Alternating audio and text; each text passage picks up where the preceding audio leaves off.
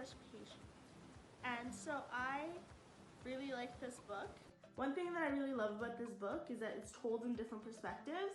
And so it's not solely just one perspective. That is, I was able to see the book through different eyes.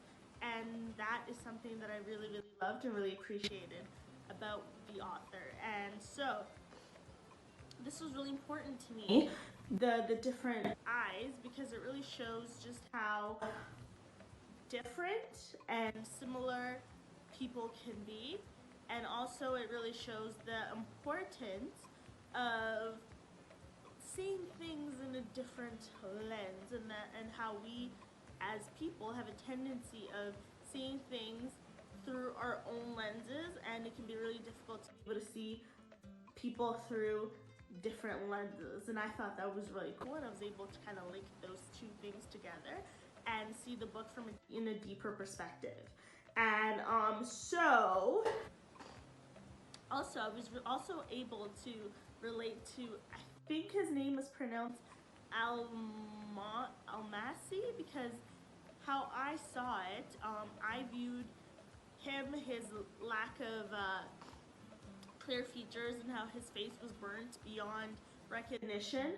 When I see this in a symbolism kind of way, so I can see that in my eyes how he is an example of loss of identity.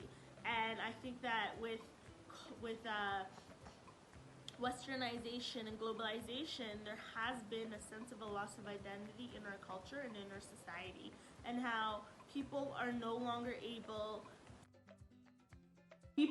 are having a difficult time finding themselves within the society and the culture that we live in, and how there's no one look, as in, I'll speak for myself. For me, for example, born in Zimbabwe for a few years, I've lived in Canada for way longer than I've lived in Zimbabwe, and I know I use this a lot as a reference because that part of myself is so important into who I have become today.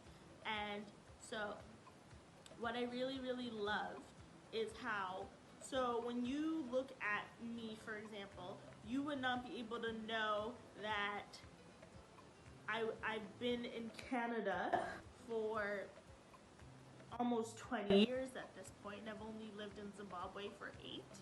So in a lot of ways I am different, but then in a lot of other ways I'm also similar.